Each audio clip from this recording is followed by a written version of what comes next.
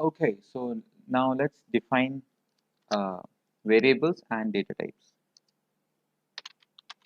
Defining variables and data types.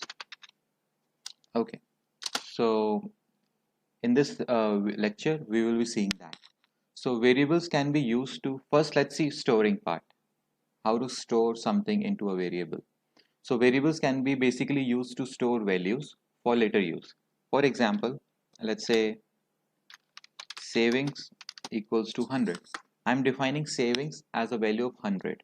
So whenever I just say print, I don't have to say 100 to, if I want to know the value of savings, I can just say savings, print savings, and I have already defined savings as 100, so it will print 100 only. Simple, right? Cool. So storing a value in a variable is called, basically this is called as declaration. Let me write it down. Is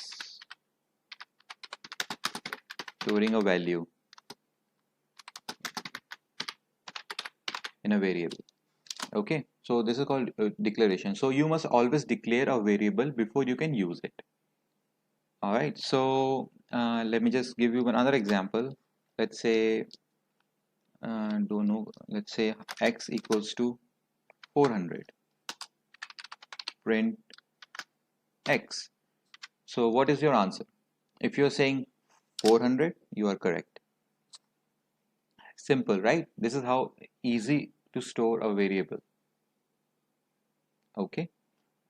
All right. So we can also do some of the other computation like simple calculations like the value of variable will be used for the computation of the result here in Python. Example, income is, let's say we are storing income as 100, storing cost as, let's say 20, and we want to find the profit. So we can say print income minus cost. So you just have, you can do like this as well, and it will say 80. You don't have to do 100. You can, if you do 100 minus 20, it can simply do the arithmetic calculation. It will obviously give 80. But after storing how to do, that's what I'm showing it here. All right. So basically, when a variable is reassigned, its previous value is overwritten. Like if you are saying savings equals to, let's say 100, and then you said okay, no, savings is not 100, savings is 200, and after that if you say print savings, you have reassigned a value, right, from 100 to 200. So the print command will read the latest one, the latest saving, which will be your 200. Okay, so whenever variable is reassigned, its previous value is overwritten. Okay, let's move on into one more thing into this. Let's say cost is 100. Sorry, cost is 100. Let's print cost. Also you say cost is 200 now, and print cost. So guys, in this case you are not reassigning anything. You are printing cost first as 100, and then you are printing cost as 200. You are nothing reassigning your values here. So what happened?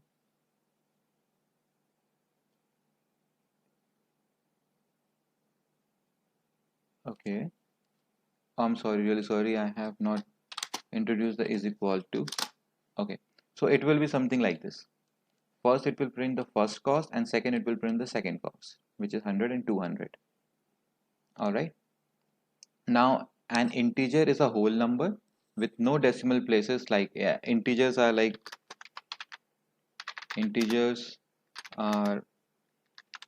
whole numbers like 1, 10, 25. There should be no decimal places, and if there are decimal places, we call it as floats.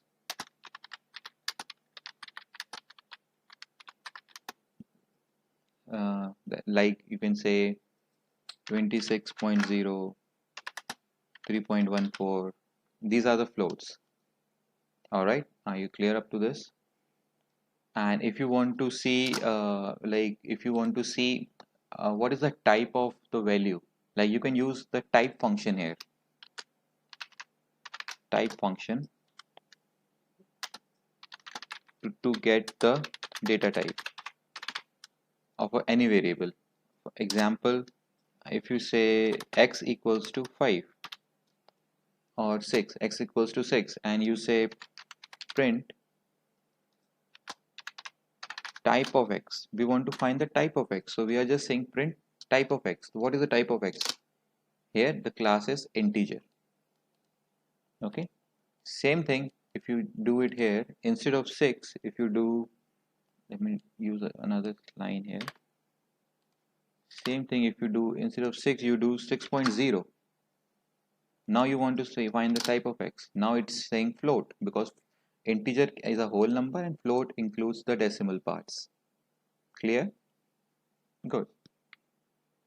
So, and now what about non-numbers, like non-number values like your name?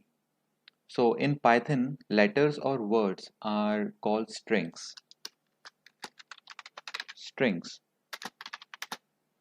letters or words like your name, alphabet or anything. So to denote a string, you use single or double quotes. Like you can even say like this. You can type anything in between this single quotes, or you can even type in between double quotes. So anything will work. I usually use single, but you can use anything. All right, so let's see one example here. Print type of, let's say 5. Guys, now remember one thing. 5 is now not an integer. I have used single inverted commas. So if you see that print type of 5, it will say it is a string. str is string. That's important thing to make a note. You can, if you are writing notes down, please make a note of this. This is a very important thing. Okay, so you often need to know if things are true or false, right? So for true or false, we use Boolean. For true or false, guys, make sure I'm writing true and false in capital because they assign the truth or negativity of a sentence. So they should be start with capital. Like your person is single or not, or what is the person, is the person's age is over 18. So answer should be true or false. So you use Boolean into this.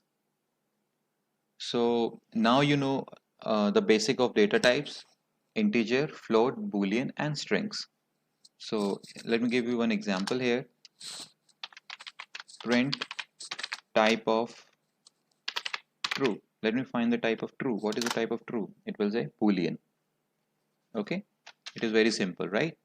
So this is I have assigned how to define data types and store values. Let's move on to next lecture now. Thank you so much.